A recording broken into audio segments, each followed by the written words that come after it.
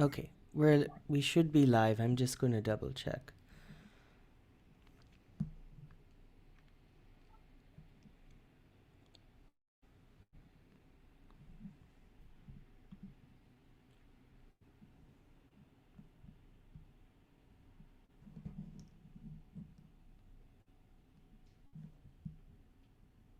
Okay, wonderful.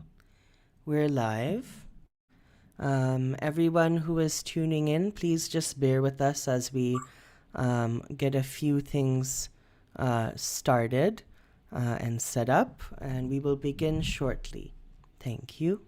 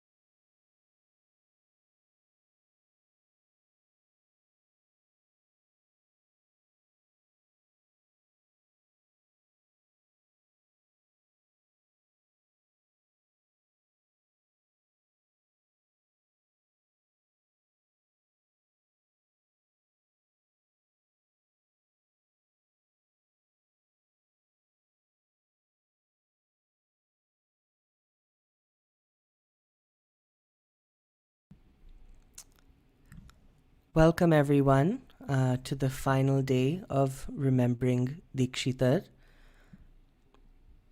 Before we begin, I would like to acknowledge that the Indian Classical Music Society of Vancouver primarily operates on the traditional, ancestral, and unceded territories of the Musqueam, Tsilel-Bautut, Squamish, and Stolo communities.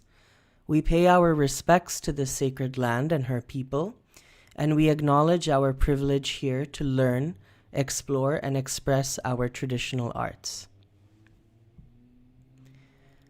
Welcome all to the final day of Remembering Dikshitar.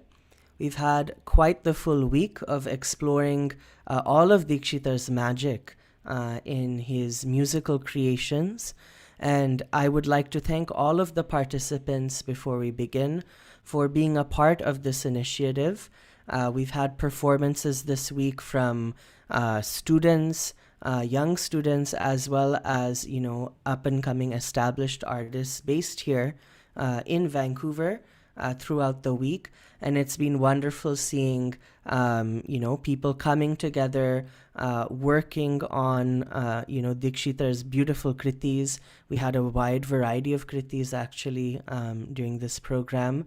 And, for putting that effort in to not only present his beautiful music for all of us, but to also reflect more on the work that he has done and he has gifted to us. So it was wonderful to see all of this, and we hope that you all continue participating with us as well as perform actively here in the community and build, the Carnatic stronghold that we have forming over here. Today we feature a lecture on the life and music of Sri Muthuswami Dikshitar by Dr. Aravindhan TR. We will start with the lecture and then we will conclude with a Q&A session. So throughout the lecture, please feel free to type out your questions on the YouTube live chat feature. And then we will be going through these questions and fielding as many that we can during the available time that we have. The lecture will run for about an hour and 15 minutes or so. And then again, after that, it will be followed by a Q&A. So I would now like to hand this over and introduce our moderator for this evening, Srividhya Sairam.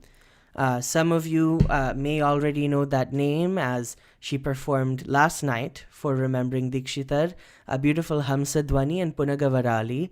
And she's also been featured for some of our previous events such as Sahabhava as well as Parashakti at the Chan Center for the Performing Arts.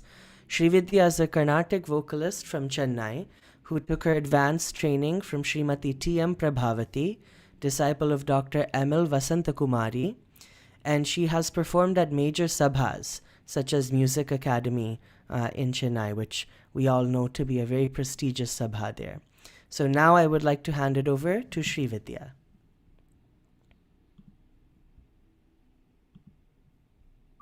Thank you, Akhil. Thank you for the introduction. And as you mentioned, it has been such a fascinating week filled with Dikshitar Kritis, Bharatnatyam for Dikshitar Kritis, and just understanding, enjoying Dikshitar in varied ragas. And I take this opportunity to thank ICMSV for creating such an environment for artists and music enthusiasts to share the joy that Dikshitar Kritis give us. And as a great feast and a conclusion to this week, we have this fascinating talk by Dr. Aravindhan TR on the life and music of Sri Muthuswami Dikshitar.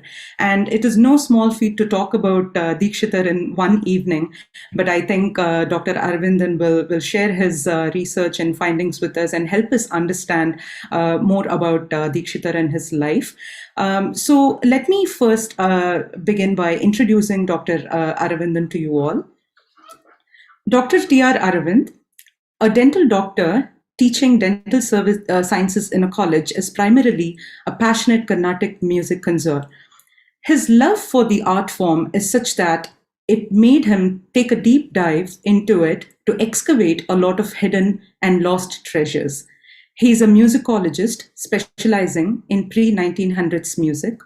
He not just reads the notations of the compositions from the old manuscripts and palm leaves, but also practices them, sings, and records for posterity. Dr. Aravindhan is also trained in Carnatic vocal music under Sangeeta Kalanidhi Srimati R. Vedavalli and violin from Sri T.H. Gurumurthy. He has been performing since 1995 on the violin and since 2012 on the vocals, and has also been teaching students since 2012. Dr. Aravindhan has given numerous lecture demonstrations on varying subjects for multiple sabhas and organizations including Parivadini, RR Sabha, and Chennai Fine Arts. He has also undertaken multiple research activities such as the study of unpublished song notations to examine differences in raga lakshanas from past to present. He contributes regularly to guruguha.org and has had his work published in journals and featured in conferences. Dr. Aravindhan also has his YouTube channel where he posts his work and recordings, which I think he would be interested to talk to you more about. So as Akhil mentioned, please do feel free to type in your questions via the YouTube chat box anytime during the live stream, and we will collect your questions and will be asking your questions to Dr. Aravindhan at the end of this talk. So please stay back with us for the talk and the lively Q&A session.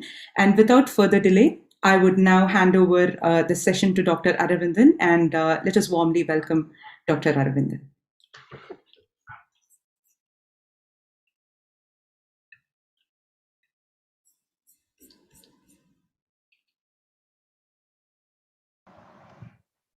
Sri Tyagaraja Sahayam, Sri Tyagaraja Guru Padugabhyo Namaha, Sri Tyagaraja Guru Parabrahmane Namaha. Namaskaram, everyone. I am much happy in presenting or giving a lecture on the life and music of Sri Muthuswami Dikshitar, a revered composer of Carnatic music. This lecture becomes more special to me because we are now much closer to the day on which Muthuswami Dikshitar attained Nirvana Mukti.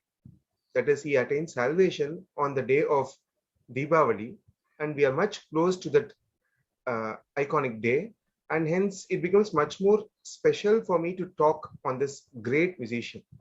It's indeed a blessing for me to talk about him, and I thank Sri Narasimhan Mama and Sri Akhil Ji for giving me an opportunity to talk about this saint.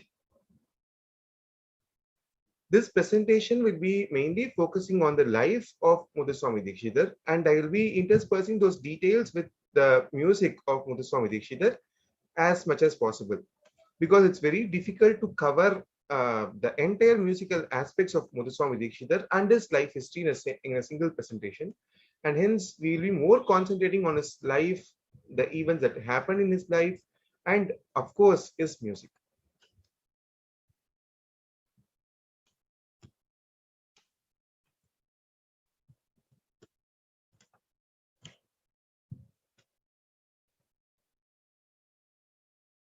Today, in the present digital era, it's very easy to get to know about the life history of Muthuswami Dikshitar. If we just search in the Google, we get plenty of genuine articles that talk about the life, his works, his contribution. But it was not so in the past. Even before 10 or 15 years, I used to search a lot to get to listen to the compositions that are very, very rare, like the ragas in Mangala Kaishiki, or the Kriti in Mangala Kaishiki, or the Kriti in Maruva. It was very difficult for me to even listen to those compositions, even 15 years back. Just imagine the scenario around 100 or 110 years back. The life of the Muthuswami Dikshitar was not known to many. Even Uwe Swaminathan here has given a record of the musicians known to him in a book form. Even in that, he has mentioned about the Dikshitar family in just 2 or 3 sentences, nothing more than that. So that was the awareness, or that was the status of the Dikshitar family, say some 100 years back. At that point of time, the work by Sri Subramanya Dikshitar really served as a beacon to understand the truth about this family. Though we say Muthuswami Dikshitar, the Kritis of Dikshitar or the life history of Dikshitar is to be studied with his family members. It is actually a family. It was a family. All the members, around 3 or 4 or 5 of them, were contributing to the music. This family started its musical journey from Sri Ramaswamy Dikshitar, proceeded to Muthuswami Dikshitar and Balaswamy Dikshitar, and culminated with Subramanya Dikshitar. So I just wish to make a disclaimer here. Whenever I say Dikshitar Kriti or Dikshitar, I refer to Muthuswami Dikshitar. If I am going to refer any other Dikshitar, I will just add a prefix. So the work by Subramanya Dikshitar, which was published in the year 1904, really even now act as a genuine source to understand the life history and the works of this entire family. So this work was published in the year 1904. This text, Sampradaya Pradarshini, though we call it as a single text, exists in multiple portions. Subramanya Dikshitar explains about the grammar of the music. He gives, or he explains the textual part of the music, that is the Lakshana portion, by giving adequate examples. He gives a lot of kritis of Muthuswami Dikshitar, Ramaswamy Dikshitar, and Balaswamy Dikshitar in notation. This forms a segment. Another segment deals with the life history of various musicians. So this section is called as Vagyekara Charitramu, and he just gives the information that were known to him. In the life history of Muthuswami Dikshitar, in this Vagyekara Charitramu, you cannot find any miracles or flowery stories. They are just truth, simple truth. So people who wish to know the history will find this text a better option to know about the history of life history of various musicians. For this presentation, I have relied only on this text. I will be adding many other details that are available as a hearsay stories, or available in the various texts that were published later. But those details I'll be just adding, keeping this Vagyekara Chaitramu as a base. So I will be mentioning the details that are not available in Vagyekara Chaitramu by giving a note saying that these details are not given by Subramanian Dikshitar. So the listener can understand the life history as given in this text, also the details available elsewhere. For those who are not aware of Subramanian Dikshitar, please don't worry. I will be giving a chart of this Dikshitar family so that you can get a better picture of the members belonging to this family. So the life history of Dikshitar is not complete without a mention about two other Dikshitars, the Sri Ramaswamy Dikshitar and Sri Subramanian Dikshitar. Sri Ramaswamy Dikshitar was the father of Sri Muthuswami Dikshitar, and he himself was a great musician, a great Vagyekara who can write Sahitya and also has a potential to tune that Sahitya. A person who can tune and write Sahityas, or the reverse, who can write the Sahityas and tune them, can be called as a Vagyekara. So the mere term composer will not suit in exact Carnatic context, so we use the term Vagyekara. So Sri Ramaswamy Dikshitar was born in the year 1735, and he has started this Dikshitar Parampara. This Dikshitar Parampara, many of the members were very good musicians, and if you're going to listen to the kritis or learn the kritis composed by them, you'll be just attracted towards that. There's a good term called as akarshana in Sanskrit. The term attraction will not do justice. The term akarshana will do really real justice. So it will make you to listen to their compositions again and again. It will make you to search for their compositions again and again, such as their power. So this is actually started by Sri Ramaswamy Dikshitar and then continued later. So I'm not going to deal with much about Ramaswamy Dikshitar as it takes say hours to talk about the music of Ramaswamy Dikshitar, how he has influenced Muthuswami Dikshitar. If you're going to if at all we are praising Muthuswami Dikshitar, his creations, for several purposes. Mainly, they are much intellectual. They do not touch your heart alone. They also make you to think a lot on various allied fields like Shilpa Shastra, iconography, Agama Shastra, or the temple, the Sthala Purana. So these kritis will make you to think a lot. They kindle you to read more about these subjects. So this aspect actually attracts even non-musicians. You can find many Indological students researching on the kritis of Muthuswami Dikshitar. This is the Sahitya aspect. With respect to the Sangeeta aspect, his kritis are replete with the raga phrases. Usually, a Vagyekara picks up some phrases from a raga that suits to him, that is more appealing to him. But usually, the kritis of Muthuswami Dikshitar incorporate 90% of the phrases available in a raga.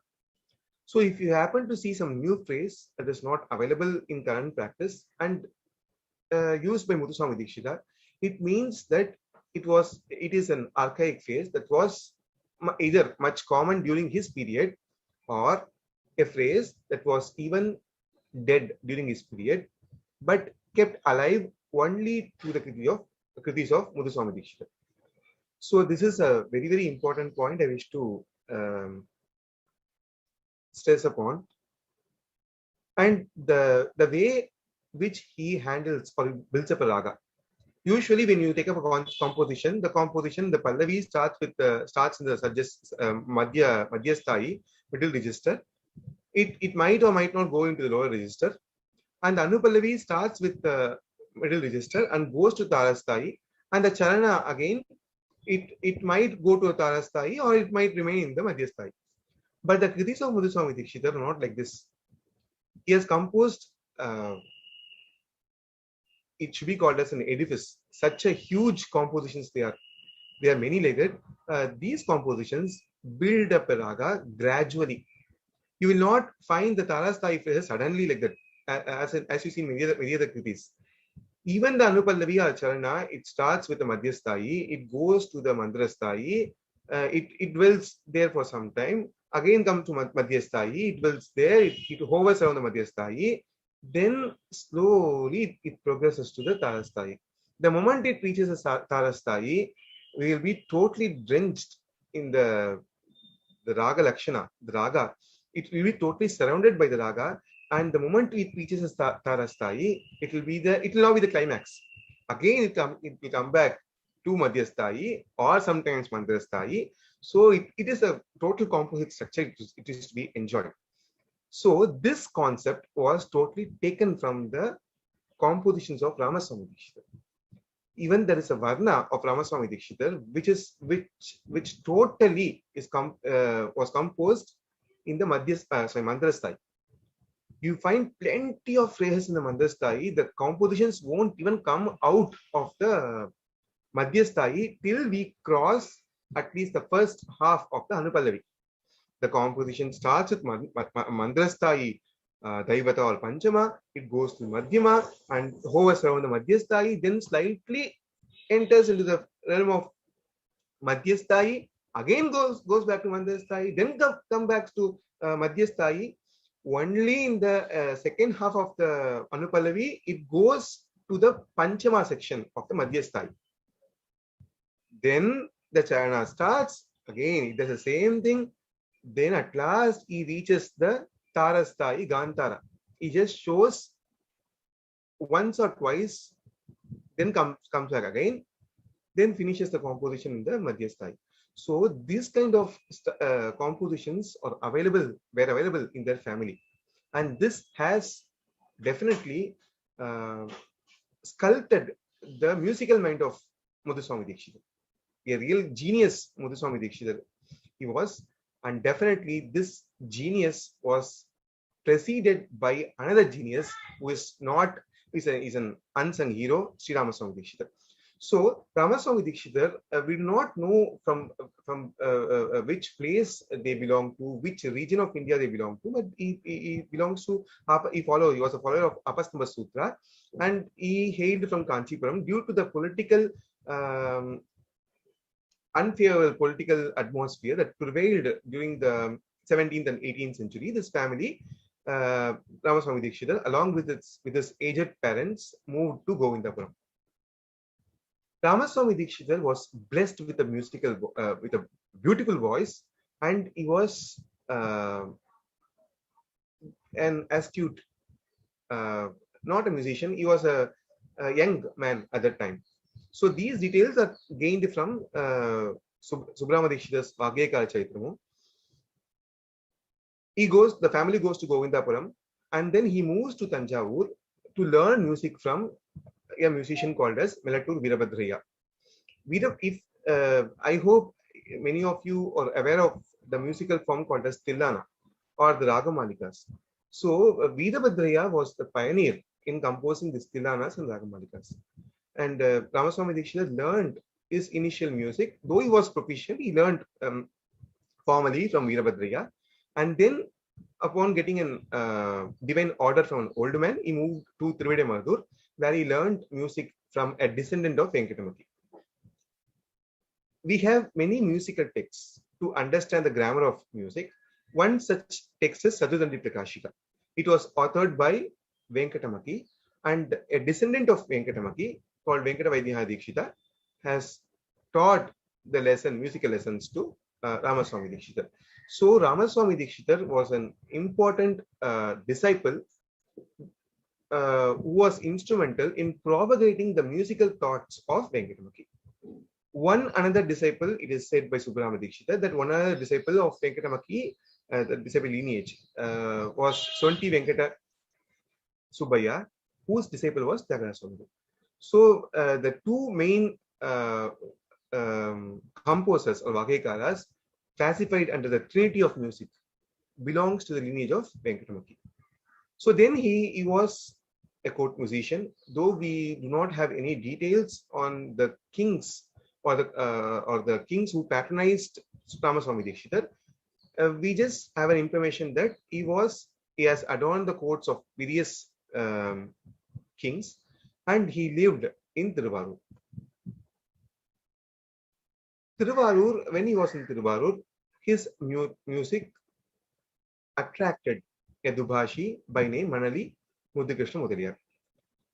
During his stay in Tiruvarur, Ramaswamy Dikshitar had a dream wherein Sri Tyagaraja Swami, the presiding deity at Tiruvarur, appeared in his dream and instructed him to form a paddhati, to form a system that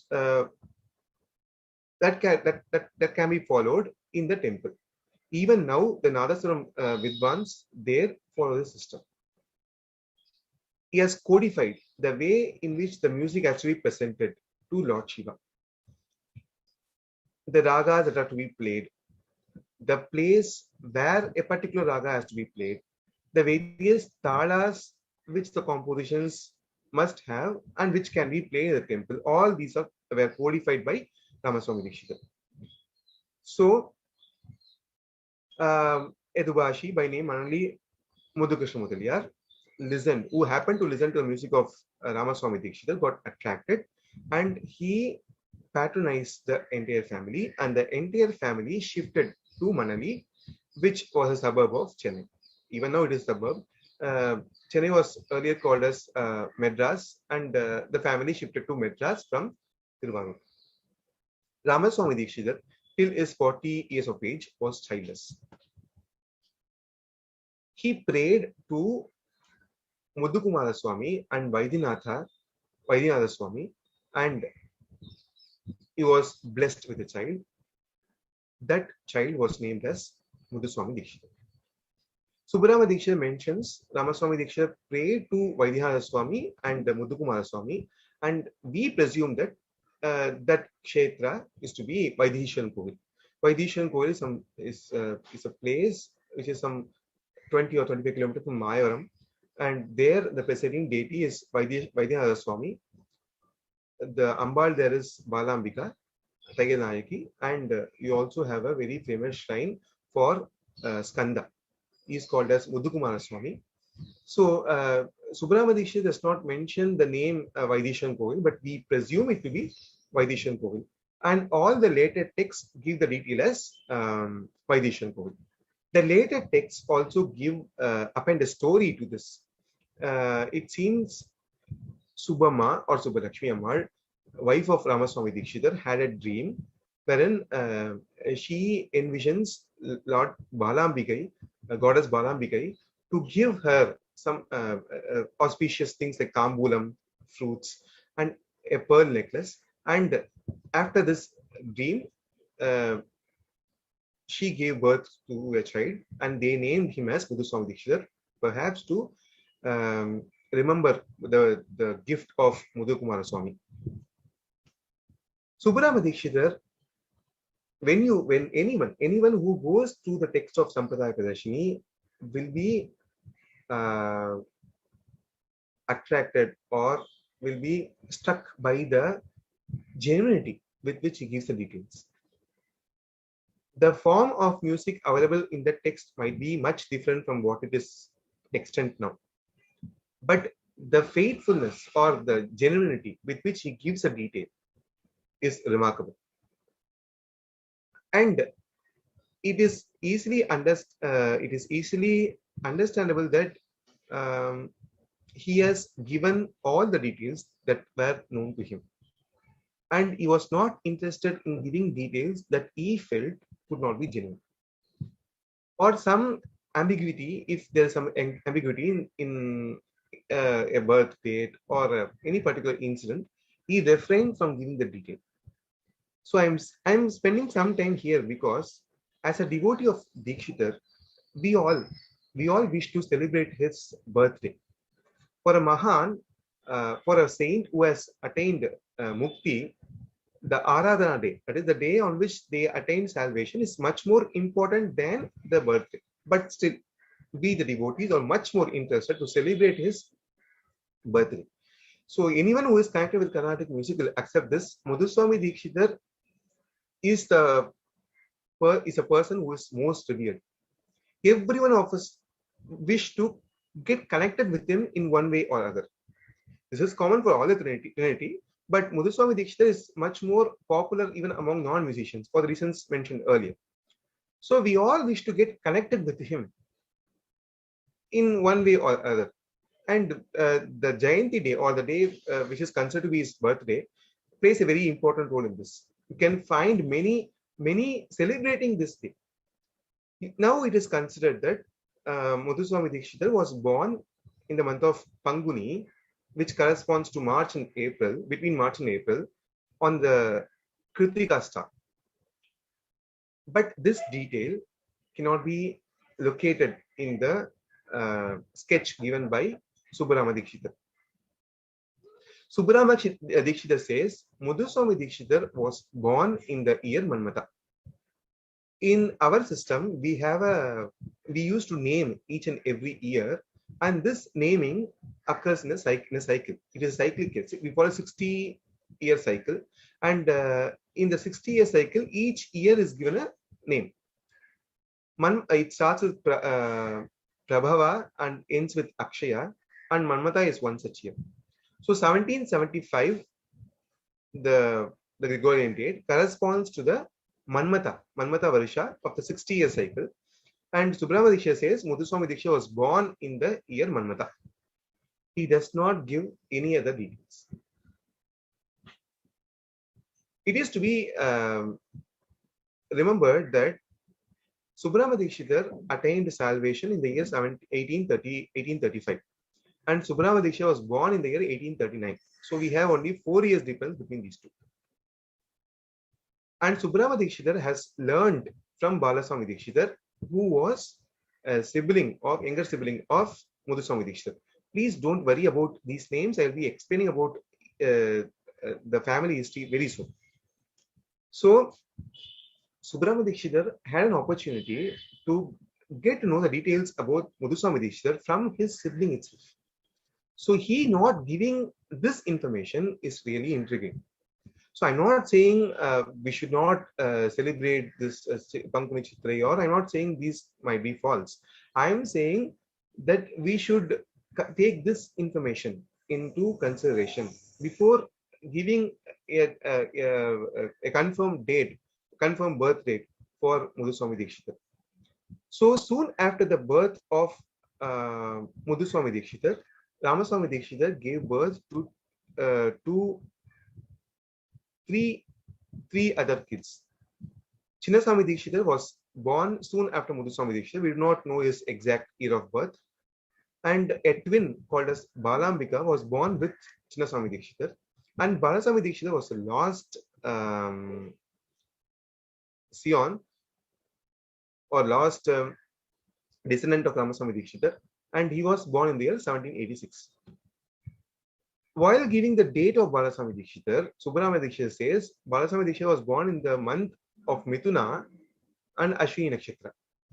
So when he can give so much intricate details about the birth of Balaswami Dikshitar, the reason for him to be silent with respect to the birth date of Muthuswami Dikshitar is really surprising.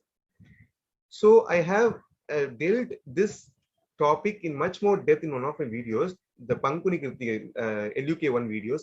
Please, if you have time, please go through this. I have given all the evidence, placed all the evidences. So this is the Dikshitar family tree. It starts with Ramaswamy Dikshitar. He had 4 children, Muthuswami Dikshitar, the eldest one, and Balaswamy, the youngest one. And Balaswamy Dikshitar had a daughter by name Annapurna Devi, and she had 2 sons, Subbarama Dikshitar, another one, elder one. This Subbarama Dikshitar was taken, was adopted by Balaswamy Dikshitar. So Subbarama Dikshitar can be considered as a grandson of Ramaswamy Dikshitar in one way. or great grandson another way. For Muthuswami Dikshitar, he can be considered as a nephew, or he can be considered as his brother's grandson. So any which way, Subramanya Dikshitar, the accounts of Subramanya Dikshitar ought to be considered valid because he belonged to the family of Dikshitar one, and he had an opportunity to interact with a sibling of Muthuswami Dikshitar. So for this reason, the compositions notated by him also gains prominence, because Subramanya Dikshitar has given some 250 compositions of Muthuswami Dikshitar. He has not given all the compositions of Dikshitar, but he has given considerable amount of number of compositions. Around 90% of compositions he could have covered. But we do have around 250 compositions with the mudra of Dikshitar. Mudra of Dikshitar, Guru Guha. With this Guru Guha mudra, we have some 250 compositions that are not mentioned by Subramanya Dikshitar in his Pradarshini, in his text Pradarshini. This raises a query. So this is everlasting debate, and I hope this will continue in the future also. Many consider the compositions not notated in Pradarshini or not genuine. Some consider both are genuine. But what I feel is, you definitely have genuine compositions in the composition bank, not notated in Pradarshini, but not all can be considered genuine. This is the view of a few. So the family migrated to Chennai or Madras, the Manali, along with the Muthu Krishna Mudaliyar. Again, we do not have a clear timeline to fix these events. The years given in the brackets were placed by me, and I'm not definitely saying these are the genuine timeline that is to be followed, or that is to be followed or can be followed. But based on the accounts of Subramanya Dikshitar, we can frame, at least give a time frame to consider. So for that reason, I have also placed a query along with the years. So the family could have migrated anywhere after 1775, but before 1787 or 88 to Manali, Madras. And the family could have stayed here from this period onwards. The picture that you see here is the Vimana of the temple Chennamalikeshwara and Chennakeshwara. Manali is now a forgotten place. It is located in the north of Madras. But during the time of Ramaswamy Dikshitar, it was a much integral part of the city proper, Madras city proper. The Chennakeshwar temple and Chennamalikeshwar temple are now even today they are in worship, and they are seen, or they are located in the central part of Georgetown, that is the central part of the Madras city. These temples were located somewhere around in 1700s or 1650s, 1700s. They were located in a place where we have Chennai High Court now. The British government want to relocate the temple, and they have shifted this temple. Manali Muthu Krishna Mudaliyar, a great philanthropist, was instrumental in building this temple at its present location. So the Kumbhabhishekam of this temple, the first Kumbhabhishekam, happened around the 1780s, and soon after this, the family of Ramaswamy Dikshitar migrated to Chennai. So there's a very high probability that Ramaswamy Dikshitar composing few kirtanas on these deities, Chennakeshava and Chennamalikeshwara. The family stayed there, was ably patronized by Manali Muthu Krishna Mudaliyar. Manali Muthu Krishna Mudaliyar left this world in the year 1792, and his elder son, Sri Venkata Krishna Mudaliyar, alias Chinna Krishna Mudaliyar, patronized this family. So Muthuswami Dikshitar, along with his Ramaswamy Dikshitar and his siblings, came to Chennai. even before his 16 years of age, he was very much well versed in Kavya, Shastra, Jyotisha, and also music.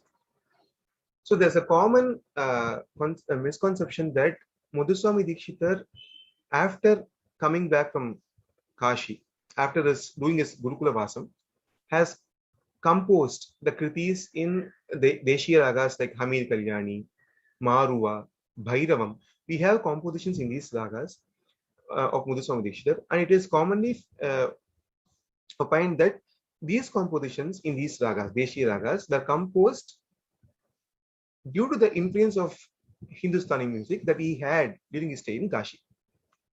But Subramanian Dikshitar clearly says, even before his 16 years of age, he was well versed in all the aspects, probably Vedas and its Angas. He must have been well versed. And needless to say, his musical teacher or his musical preceptor was Ramaswamy Dikshitar. I restrict myself from not talking much about Ramaswamy Dikshitar. Really, it is very difficult for me to not talk about Ramaswamy Dikshitar, but I am purposely not restraining myself from talking about him, because we need to concentrate on Muthuswami Dikshitar.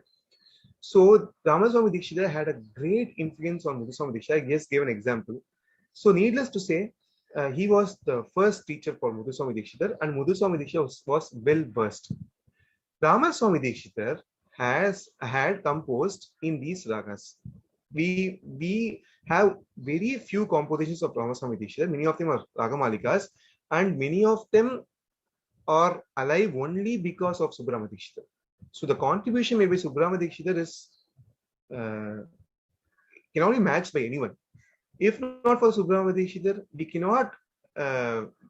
We don't have any other source to authentic versions of Muthuswami Dikshitar or the compositions of Ramaswamy Dikshitar. So in the ragamalikas of Ramaswamy Dikshitar, we find ragas like Hambiru, Maruva, Bhairavam, Bhairavam. All these ragas can be seen in the ragamalikas. So Muthuswami Dikshitar was exposed to these ragas even much earlier. So Muthuswami Dikshitar was much pious, and he was much interested in learning Vedas and Veda Angas at that period during his stay in Manali. Due to his Purva Janma Sukrita, he meets a person, a Siddha by name Chidambara Natha Yogi. This Chidambara Natha Yogi takes Muthuswami Dikshitar under his wings, and with him, Muthuswami Dikshitar travels to Kashi. We do not know why they traveled to Kashi, because this happened somewhere around 200 years before, even before that. So at that point of time, Ramaswamy Dikshitar sending his first eldest son to with a yogi to Kashi is not a easy thing to comprehend. So, but if that has happened, what made him to send his son, we do not know. These details remain a mystery and will remain a mystery. So they moved to Kashi. In the Kashi, Muthuswami Dikshitar, in the Gurukula Vasa system, he stayed with Chidambara Natha Yogi and learned the intricacies of the Srividhya Upasana. Subramanian Dikshitar says Chidambara Natha Yogi initiated Muthuswami Dikshitar into Srividhya Upasana, and he has taught him the esoteric details of the Upasana system. After that, Muthuswami Dikshitar returns back to Chennai. A detail not given by Subramanian Dikshitar is available in other records, which says Muthuswami Dikshitar acquired a veena during his stay in Kashi. The speciality of this veena is that the Yali Mukha is turned upwards, and it is said he got this veena while he was praying to the goddess standing on the river Ganga. But this detail is not available with Subramanian Dikshitar, and this veena is now preserved by his descendants, by the descendants of Subramanian Dikshitar. So after his stay in Kashi, he returned back to Chennai. Subramanya Dikshitar says the Muthuswami Dikshitar stayed in Madras for a while. He does not give exact years, but he says the stay was much brief. So then he moves to Tirutani. He stays in Tirutani for a considerable period of time, and he was chanting Subramanya Panchadashakshari mantra. By the blessings of Subramanya Swami, an old man appeared. He meets Muthuswami Dikshitar on the sanctum of the temple, Muruga temple, and he asks Muthuswami Dikshitar to open his mouth, and he places a sugar candy. That stimulated Muthuswami Dikshitar to compose his Kruti. This detail is available even with Subramanya Dikshitar. Perhaps in the entire life sketch of Muthuswami Dikshitar given by Subramanya Dikshitar, this is the only one miracle that we can locate, we can identify. So his first Kriti was Sri Nathadi Guruguho Jayati Jayati in the raga Mayamalagoda. Mayamalagoda is a raga which any Carnatic music student learns when he enters into this field. I don't think anyone will deny the statement which I'm going to give. It is really unbelievable to say this is the first composition. One should really go through the lyrics of this composition to understand this statement. This composition, we say it's a first attempt or a first Kriti of Muthuswami Dikshitar. That is the truth also. But the structure, the musical structure, how he has built the composition, how he has used some details, the esoteric details, the language embedded in this composition. It is really very difficult to accept that this was his first composition. He says, let him be victorious. Let the Lord Muruga, who was worshipped even by Vishnu, be victorious. Sri Nathadi. So this is the usual translation that is available. But what I feel is the term Sri Natha denotes his Guru. This is my opinion. Chidambara Natha, the Sri Natha, even let him be victorious, was worshipped by his Guru. I feel for any Upasaka, his Guru is not different from the God which he contemplates on. For Muthuswami Dikshitar, his Guru is not different from Subramanya Swami. Both are same. So I feel the Srinatha denotes to the Guru than the Vishnu. It can be taken either way, but this is just I just want to share. He says in the same Pallavi, Chidananda Nathoham. That is, he says he has attained the mukti.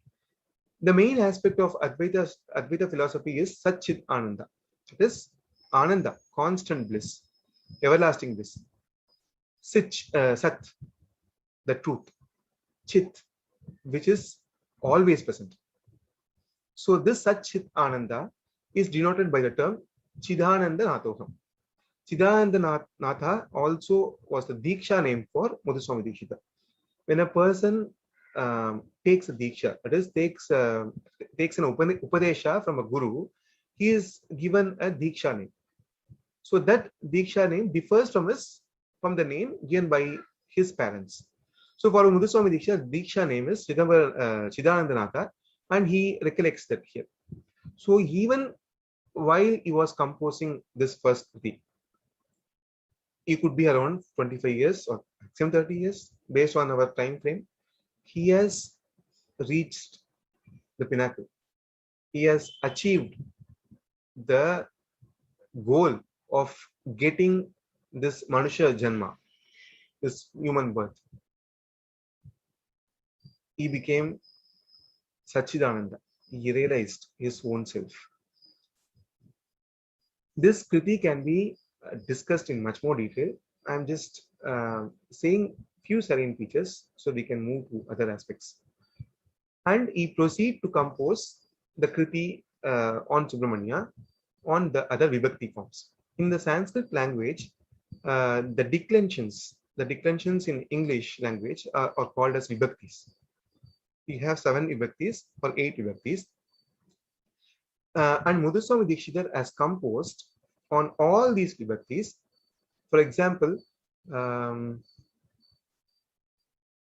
Tyagaraja Swami on Thiruvarur. Tyagarajo Virajate.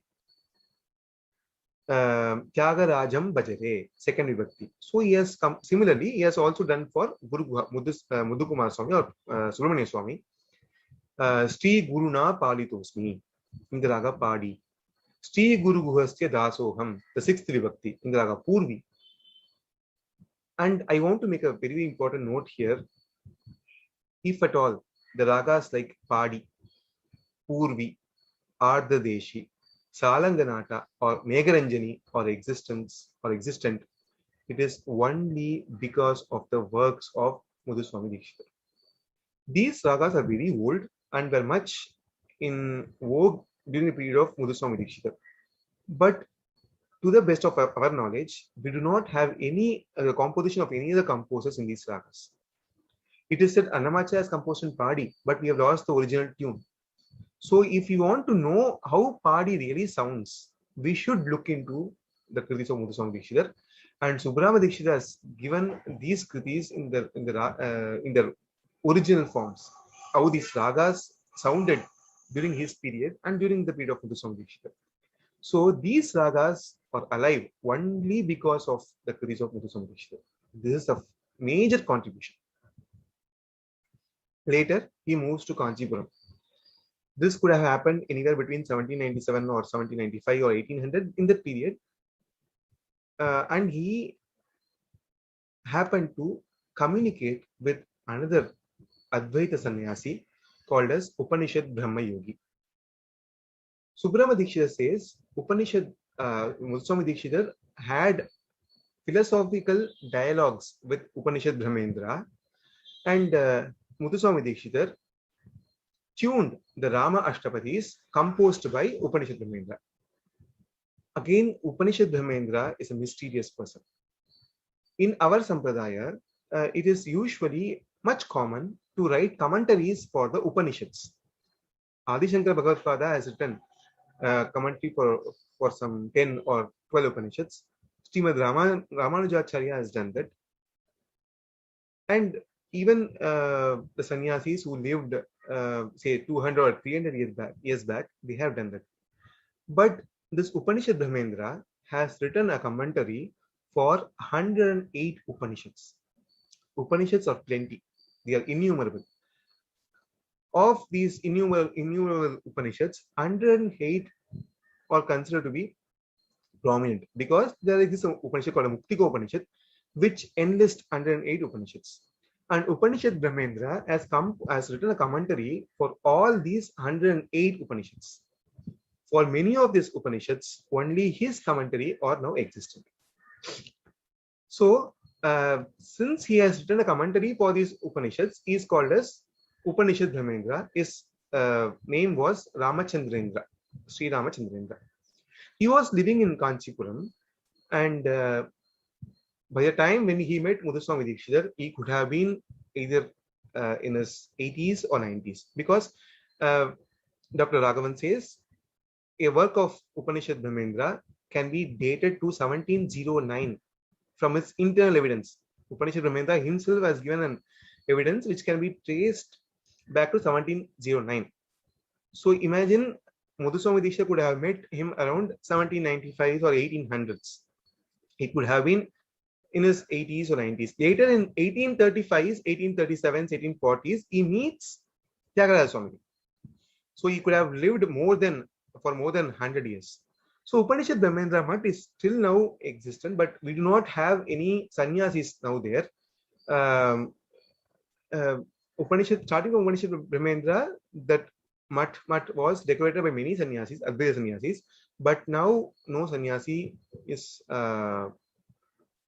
administering that mata, but that mata is now annexed with the Kanchi Kamakoti mata. So Muthuswami Dikshitar has tuned the Ashtapatis, Sri Rama Ashtapatis, composed by Muthuswami Dikshitar. This now you can see a very good parallel word usage between these two works. Ramachandrasya Tavadasoham Noche Traipada Rama Evaham is the sixth Ashtapadi composed by Upanishad Brahmendra. He has also composed this Ashtapadis in a Vibhakti pattern. Like how Muthuswami Dikshitar has followed, Upanishad Brahmendra has also done that. Unfortunately, we do not have any tunes for these Ashtapadis, and we have a text Sahitya alone is available. We have Kriti of Muthuswami Dikshitar in the Raga Purvi. Sri Guru Guha Dasoham, no chet, Sri no chet, Guru Guha Evaham. So you can see how much the word usage are similar between these two compositions. This is really a haunting melody. I'll just sing a few lines of this Kriti.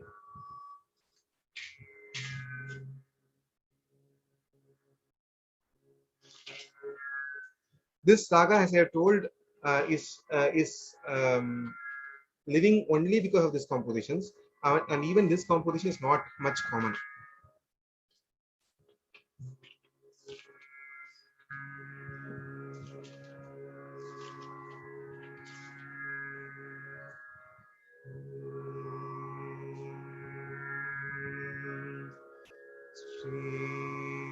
Sri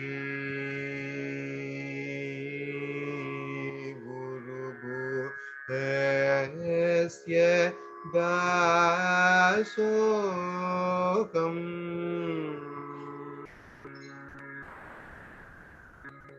Sri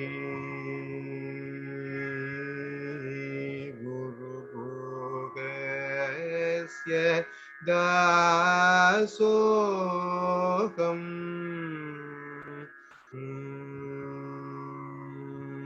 no Chit Chit Guru Guha Yevaham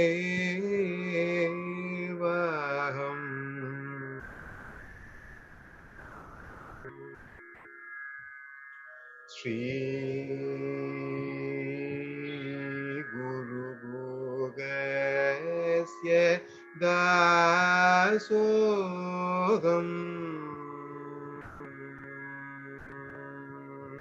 no chet chit Guru Guha Yevaham.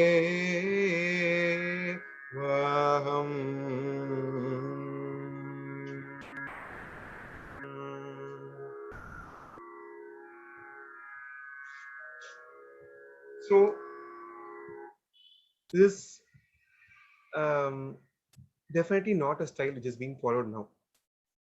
This is totally a lost raga, Purvi, a janya of Maya Malagavada, and this kriti was set to a tala called as Mr. Ekatala. This is usually many of his Mr. Ekatala compositions are now rendered in Mr. Chaputala, but Subramanian Dikshitar was much clearer in saying this was composed by Mr. Ekatala. That is 1, 2, 3, 4, 5, 6. That's all. During his stay in Kanchipuram, it seems he has stayed in Kanchipuram for 4 years along with his brothers. And even while this family was staying in Kanchipuram, he was practicing Srividhya Upasana at the Sannidhi of Sri Kamakshi, and his brothers were propagating his compositions. His brothers could have been his first disciples to spread his compositions.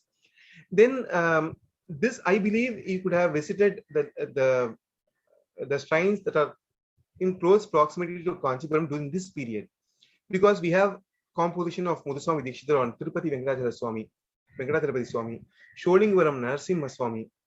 So I'll just play a clip of a kriti composed in the raga Mohanam on the Narasimha Swami of Sholingavaram.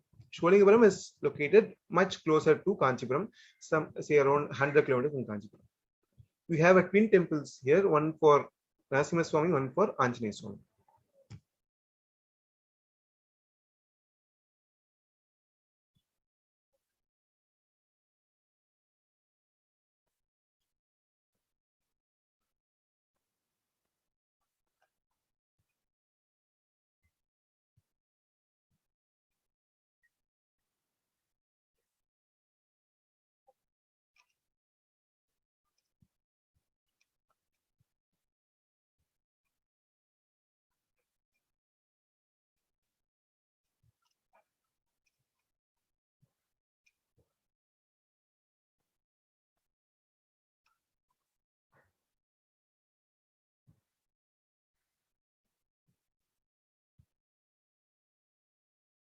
Audio is not audible. It is not audible. Yes, it is not audible. Select the play the audio. Share audio. In the share section.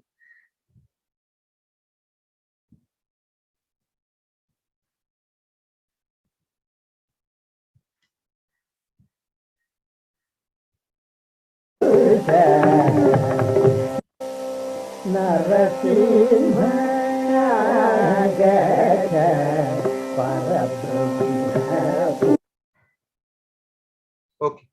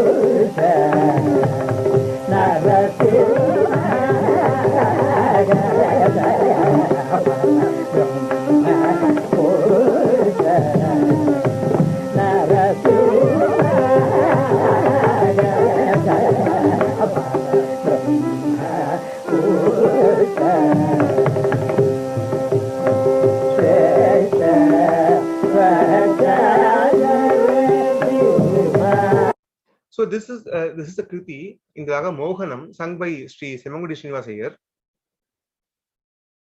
Again, this kriti was composed by Mr. Eka, now rendered Mr. Chaputala. He could have also visited another place called as Virinchipuram. This Virinchipuram is located much closer to Velur, and there exists a temple for Lord Shiva, and the Shiva is called as Margasahayeshwarar, and the Ambal is called as Malakatavalli. The famous kriti Malakatavalli in the raga Kamboji it cannot be located in a text Sampradaya Pradarshini, but we have a kriti composed on this Ambal Malakatavalli in the raga Marga Hindolam. This again, if we want to if you wish to hear how Marga Hindolam sounds, this is the only one kriti available. The kriti Chalamelada of Swamigal, Tyagaraja Swamigal, is usually labeled as Marga Hindolam, but that was composed in some other raga. That was not composed in Marga Hindola. This is the only one composition available in the Marga Hindola. I'll just sing the Pallavi alone. Marga Hindola Raga Priye Marga Hindola Raga Priye Marakatavalli Mam Kalaye Marga Hindola Raga Priye Marakatavalli Mam Kalaye. This is a very simple kriti, very small kriti, composed in a Pallavi, Anupallavi format.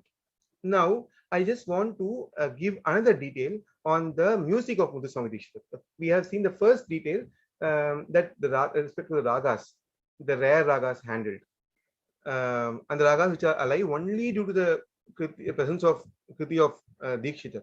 The second detail I wish to give is the structure of a kriti. Usually the kritis are composed in Pallavi, Anupallavi, Charana format. It has got 3 sections: Pallavi, Anupallavi, and Charana.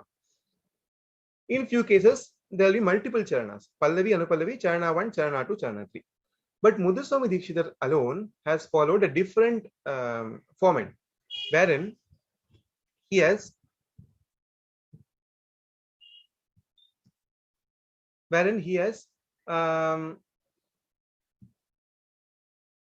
avoided composing the Charana aspect, Pallavi, Anupallavi alone. So this is one example for that.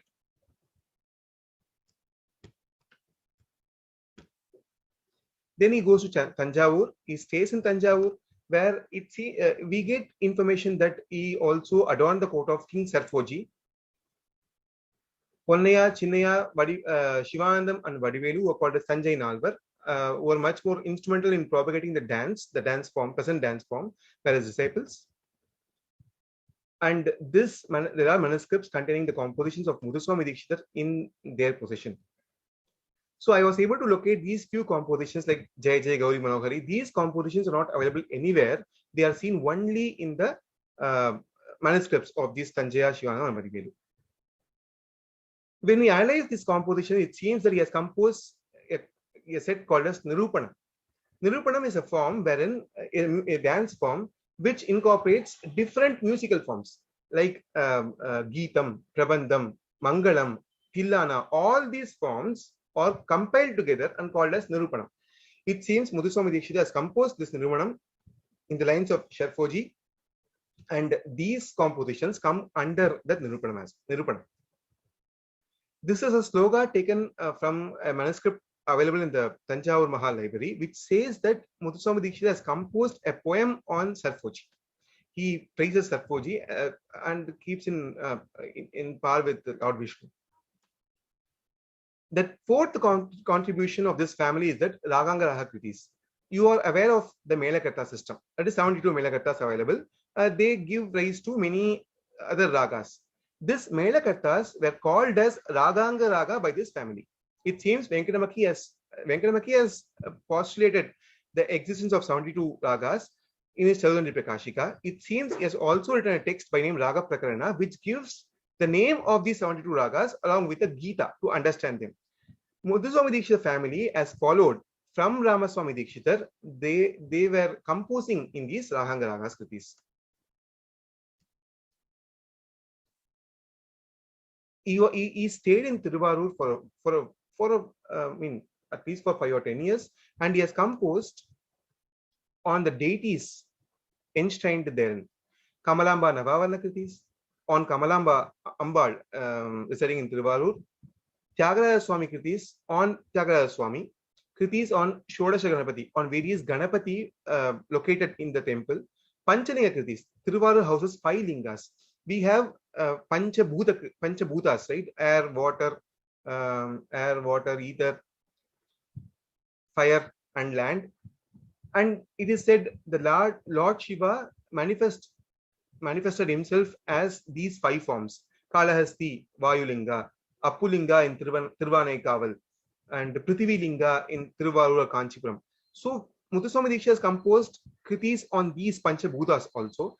He has also composed kritis on Panchalingas enshrined within the temple complex, Tiruvarur temple complex. We have 5 kritis. He has also composed kritis on Navagraha. It seems his disciple Sudamathan Thambiyappan was suffering from a severe ailment, stomach ailment, and Muthuswami Dikshitar, much well-versed in Jyotisha Shastra, analyzes his horoscope, and he was able to find some position of a graha giving this problem. Position of Guru Graha giving this problem. So he composed a kriti on Guru Brihaspati in the Raga Adana and makes Thambiyappan to sing. Later he composed on other Navagrahas, other grahas in the Navagraha set also. But we have only 7 compositions available. In all the earlier publications, including Sampradaya Pradarshini, only 7 compositions available. The kritis on Rahu and Ketu cannot be seen in any of the early publications. You have only these 7 compositions. The kritis on Ragu and Ketu, it is postulated that they were composed by someone else other than Muthuswami Dikshitar. He was much interested in pilgrimage. We do not know whether he was interested and visited these places or fate made him to go to these places. He visited many places like Madurai, Alagar Kovil, Kashi, Pulivalam, a place near Tiruvarur, Tirukanamangai, again a place near Tiruvarur, and he has mentioned the Sthala Purana. He has incorporated the Sthala Purana in his kritis much beautifully. It is to be enjoyed. I'll just give an example. He also could have stayed in Mayavaram, and so because we find a lot of compositions in the deities enshrined around Mayavaram, like Tiruvade Madur, Mahalinga Swami, we have a kriti, Chintiya Mahalinga Murti. Chidambaram, we have a kriti, Chidambaram Nataraja Murti. Sirgadi, we have a kriti, Kala Bhairam Bajeham. Indalur, we have a kriti, Parimaranganadam. Mayavaram, we have a kriti, Abhayambika. So he could have stayed in Mayavaram and composed on these deities. This trio is much more interesting. I have one interesting observation. Whenever he has composed two kritis on these three deities located in Tiruchi. In Tiruchi, there's a temple called as Thaimana Swami temple, and the Lord there is Thaimana Swami. Ambal is Sugandha Kundarambika. We have Srirangam Ranganayaki Tayar, Tiruvanekaval, Jambukeshwara, Akhilandeshwari. We have two kritis on all these three shrines, one on Swami, one on Ambal. I am taking only the kritis given by Subramaniya Dikshitar. So in all these three kritis, he has mentioned the Sthala Purana only in the kriti addressed towards the God. He has never mentioned the Sthala Purana in a much detailed manner in a kriti dedicated to the goddess there. In Thaimana Swami temple, the kriti composed on Thaimana Swami is Sri Matribhutam in the Kannada, wherein he gives a detail about the Sthala Purana, why he is called as Matribhuteshwara. Same with Tiruvanekaval, a kriti on Lord Shiva. Jambupate has all the Sthala details, but not the kriti Sri Mata. The Sri Mata is much philosophical. Sri Sugandha Kundarambika, the goddesses enshrined in the Thaimana Swami temple, has a kriti in the Raga Kuntala, which is a much simple kriti, very short kriti with no details. The same with Ranganatha. A kriti on Ranganayaki Tayar is in the Raga Mangala Kaishiki. That does not have any details, but the kriti Ranganayakam has a lot of details. I will just play the kriti.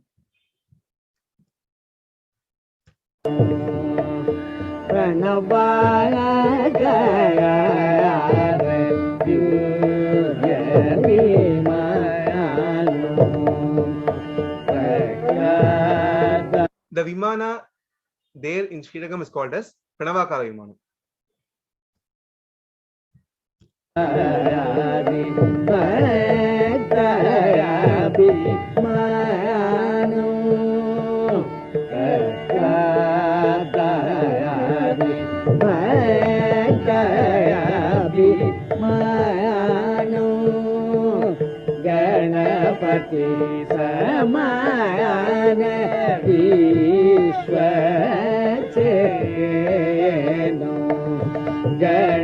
Sena, the commander-in-chief, is given a separate exalted position in this temple, and he is mentioned as Ganapati Samana Vishwaksena.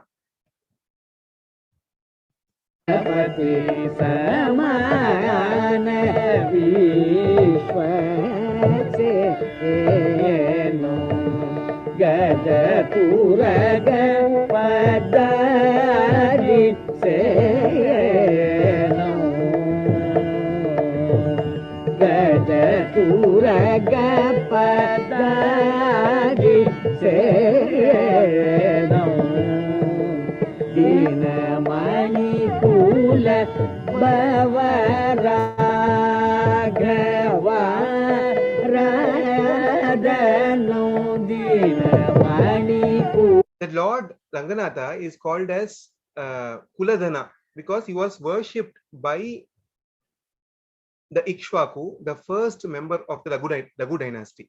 So he was called as Kuladhana, and Dinamani Kula Bhava Raghava Aradhanam. He was worshipped by Sri Ramachandra.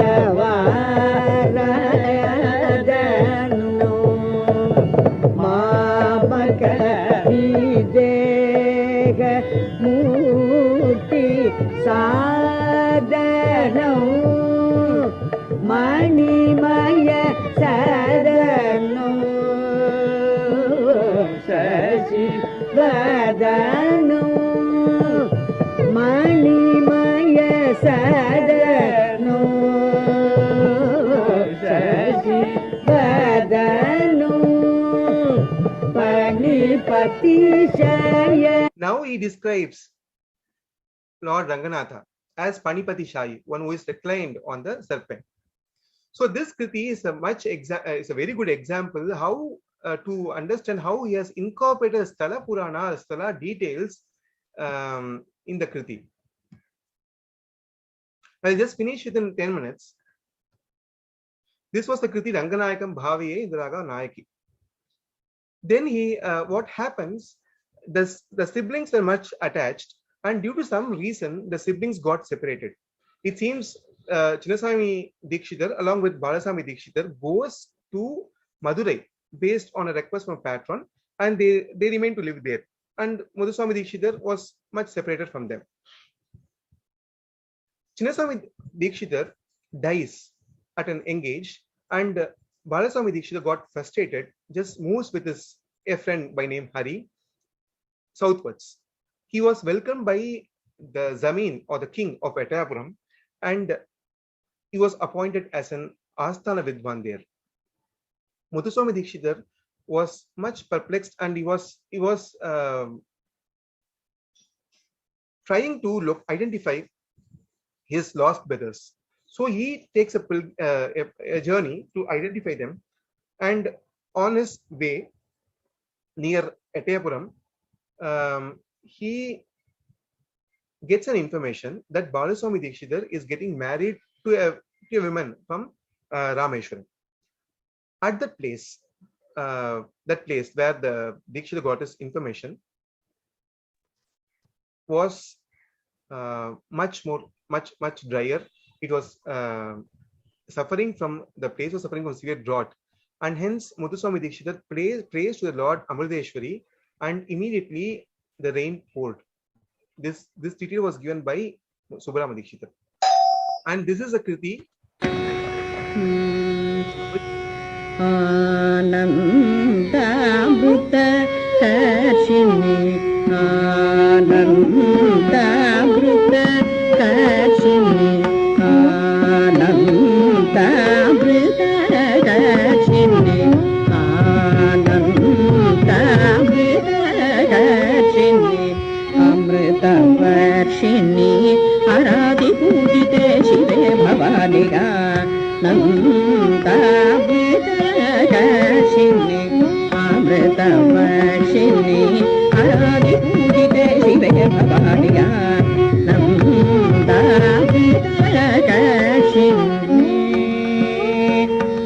Dikshitar sang this Kriti, the rain poured heavily. This was mentioned by Subramanya Dikshitar also in later accounts.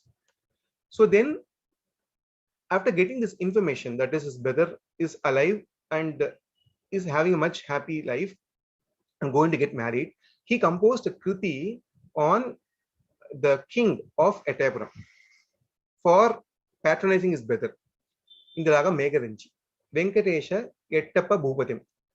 So this could be considered as an odd Kriti which was composed on a king. Then Dikshitar visits Etayapuram, visits the marriage, and leaves his elder wife there, and then come back to Tiruvarur. Tiruvarur, I want to give an example to show how Dikshitar has built up a raga by singing a Kriti, the raga Kamboji. Due to lack of time, I'm not doing that. This Kriti was composed on Kurikarai Kashi Vishwanatha. He's called as Kurikarai Vishwanatha or Kashi Vishwanatha. Dikshitar had a special connection with this Kurikarai temple. He has composed some 2 or 3 kritis. There is a Raga Malika also in Raga, containing 14 ragas. Sri Vishwanatham Bhajang, much famous kriti. This kriti in Raga Kamboji is not much famous. It is a very big kriti. It's a huge kriti. It is and composed in Atatala. And I want to give another information. Muthuswami Dikshitar has composed 4 kritis in Kamboji Raga. Of these 4 kritis, 3 kritis are composed in Atatala. And of these 4 kritis, 3 kritis were composed on the deities located in and around Tiruvarur. Kamalambikayai on Kamalamba, Sri Valmika Lingam on Tiruvarur Valmikanatha, and third Kashi Vishweshwara, the kriti in the Raga Kamboji, composed on Kurikarai Vishwanatha Swami temple. So it's a very small village. It's some around 20 or 15 kilometers from Tiruvarur. But this kriti was hugely praised by Muthuswami Dikshitar. Again, as I have observed in the Tiruchi temples, this kriti has a reference. It says Kushta Roga Hara, that is, the temple tank here can cure the diseases like leprosy. So he gives the detail. And I wish to finish this presentation. Yes, then Muthuswami Dikshitar, knowing his end, realizing his end, he informs his disciples and again moves to Ettayapuram. And he wishes to leave his mortal coil in Ettayapuram, and he goes to Ettayapuram, wherein on a day of Deepavali, Naraka Chaturdasi, he joined with the Paramatma. He became one with Paramatma. Subramanya Dikshitar stops with this, but the later account says he has made his disciples to sing Meenakshi Me Vandehi on the day, and he left this world.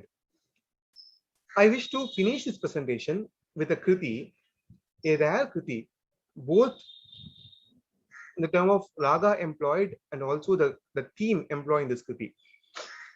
This kriti is not on any god, any deity. This is composed on Parabrahma. The Advaita philosophy says Parabrahma is there, which is formless, attributeless, and it takes several forms.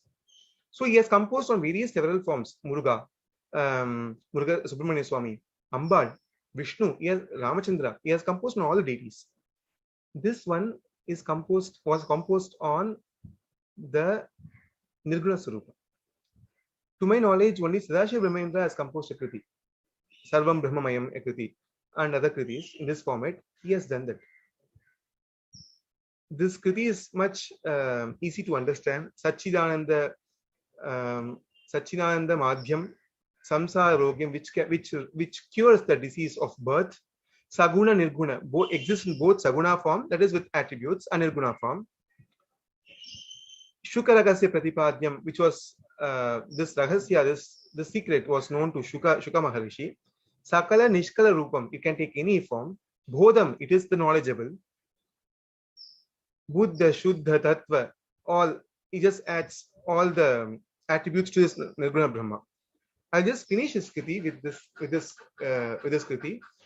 This was composed in Raga Purna Panchamam. Again, only 3 compositions exist in this Raga. One is Gita of Venkatamaki, second is this kriti, and third is a Varnam. So, again, a Janya of Malava Gola. He has employed lot of Janyas belonging to the clan Maya Malagola. This is one such. I will just say a few points and then I'll just wrap it up and then sing this kriti and end this presentation.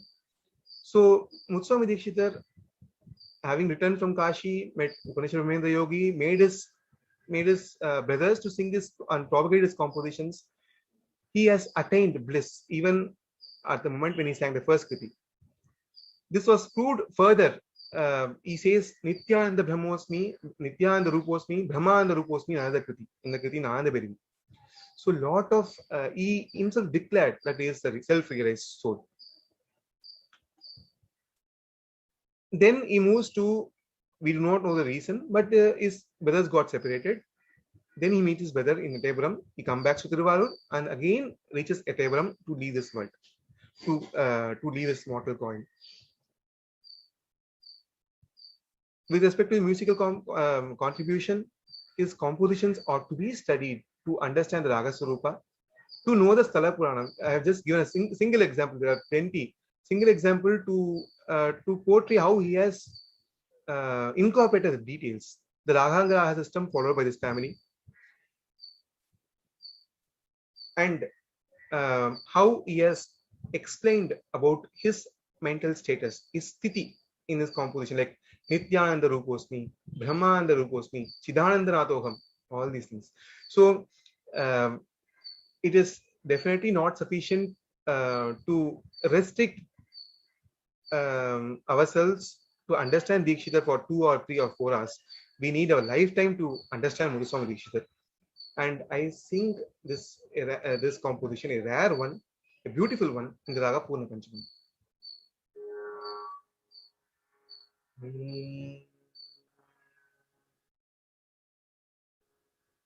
Sakala nishkala rupa madhyam Sachidanandamanadyam Saguna nirguna vedya manadyam Samsara roga vaidya makledyam Prakata maya chitra chodhyam Prasiddham nayanta vedyam Shukaregasya pratipadyam Shubhakaram Harikararadhyam Swakalpita vidya vidyam Suruchiram Vedya Vedyam Shukavamadevadi Chintyam Sukataram Guru Gugama Chintyam Sarujanarita Tarasi Jodayam Sakalam Brahmamayam Sarujanarita Sarasi Jodayam Sakalam Brahmamayam.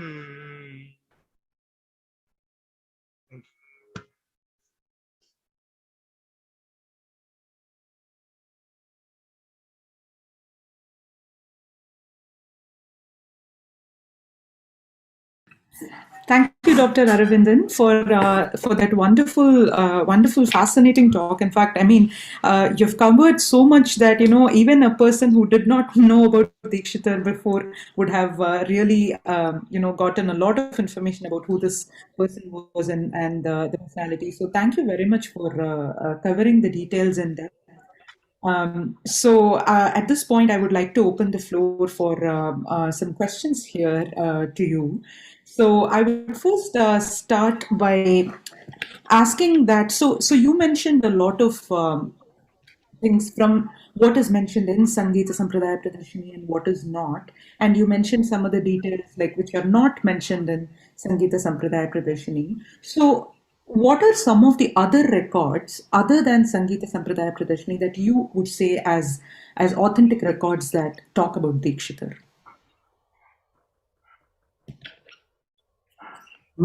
If you want to ask me that records available to understand the life history of the family of Dikshitar, I can suggest many records.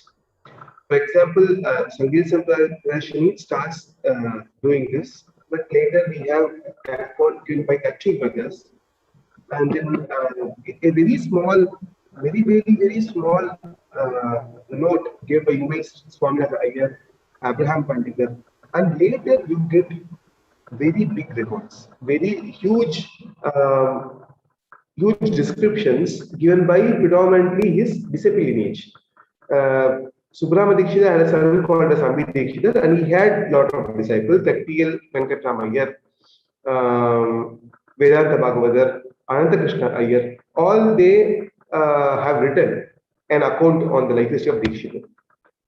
So, the details given in Sampradaya Pradarshini are much authentic, no doubt. And usually, these details are expounded further by the later authors. Few details which are not there in Pradarshini or seen there, we believe it to be the hearsay stories. Yeah, thank you. Thank you for shedding light on the other records that we have. So, a lot of intriguing points came out of your talk, I should say. Points to take away. I mean, there was like Akhil and I was just chatting that there are many surprising things that came out of the talk. So the first thing that I wanted to ask you was, so you mentioned about Ramaswamy Dikshitar's interest and his precision with music and his training with certain Hindustani ragas and how his influence might have been passed on to Dikshitar. And that Subramanian Dikshitar does not mention Muthuswami Dikshitar's influence from Hindustani music. So you said that. So to me, then the question, like you mentioned how Dikshitar Kritis, like they progress gradually with the raga starting from Mandrasthai, then to the Madhyasthai, then to the Tarasthai and everything. So this is very typical of a Hindustani Drupad composition, especially. So I was kind of intrigued, and I wanted to know what you think about it. Is because the way Rupakatalam, for example, is handled by Tyagaraja Swami is completely different from the way Rendukalai Chauka Rupakatalam is used by Muthuswami Dikshitar. So can we kind of dismiss this idea that he might not have gained any influence from the Drupad tradition, or have you read something about Drupad's influence on Ramaswamy Dikshitar? First of all, when we go to Sampradaya Pradarshini, we do not find any indication that Rupakatala was rendered in Rendukalai. I have a hypothesis that the Kalai system was not much existent. In a sense, Kalai was there, 2, 4 or more than that was there. But a Kriti was rendered in a speed which suits with the Akshara counts present in the composition. For example, if you take Sundaramurti Mashrayami, it's a Rupakatala, and Rupakatala they put like this, what we have learned in the original Alankara style, original Rupaka, which we use it for Alankara singing, the basic lessons. They used to put it in that format, record it in that way, 1, 2, 3, 4, 5, 6. And Sundaramurti Mashrayami is Rupakatala, but it has only one Akshara, like a Gita. If you see the Gitas will be given, each Tala Kriya will be allotted one Akshara, one Sahitya Akshara. The same system was followed by Muthuswami Dikshitar. To my knowledge, no other composer has done, even Ramaswamy Dikshitar has not done that. Muthuswami Dikshitar has done that. Few kritis are there which have two Aksharas per beat, even in a Rupakatala. So we now elongate and sing, and we have first restricted the Rupakatala. The Rupakatala sound record like 1, 2, 3. It's itself a restricted form, shorthand version. And in this shorthand version, we, due to various reasons, we have slightly made it to fit into the shorthand version. And since the majestic compositions cannot be made just like in the shorthand version, we have extended it to be double Rendukalai Rupakatala. That's what my hypothesis is.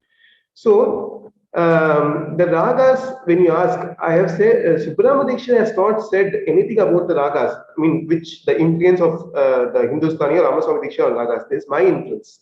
So Subramanian Dikshitar didn't say that. And Drupad, I am not proficient to do a research on Drupad music. I do not know Hindustani music, so I have not ventured into that. So I do not know whether Ramaswamy Dikshitar has had an influence of Hindustani music or not. But I can tell you, even much before the period of Ramaswamy Dikshitar, like the first half of the 17th century, during the period of Sahaji, there were ragas like Bhairavam, Vijavanti, all those ragas were handled even during his period. Shortly after that period came Ramaswamy Dikshitar, who has used these ragas in his compositions. So what I wish to say is, Muthuswami Dikshitar could have got inspired from the Hindustani music. I do not know. But what I wish to say is, he even during his formative years, had a very good knowledge about these ragas, Hindustani ragas. So if it was an influence, it could have been only added, additional influence, that's all. So Muthuswami Dikshitar got exposed to these ragas even during his formative years. Later, he could have had it. This is what my observations.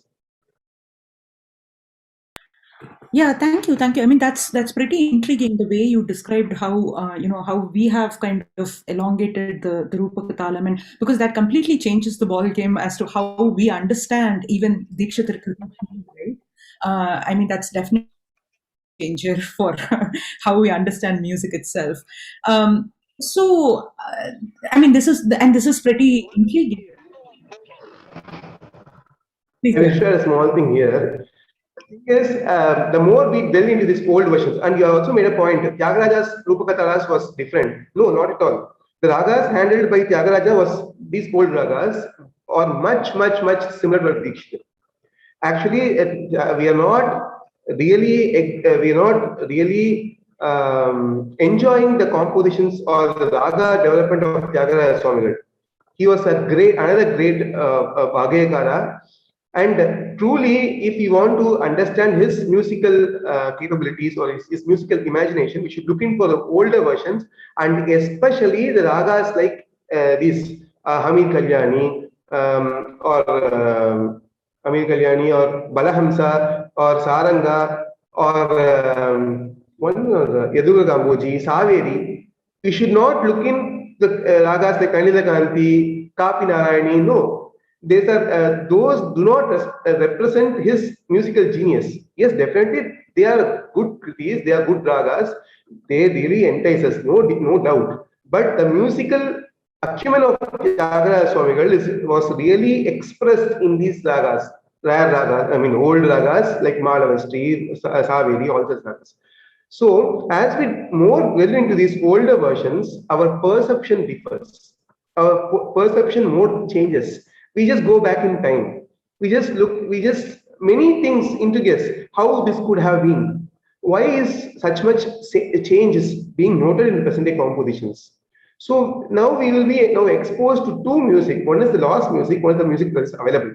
So we are more blessed to enjoy both the systems. Thank you. I mean, that's really wonderful, and to also get us back into understanding our own roots. So I have a question here from viewer Harish.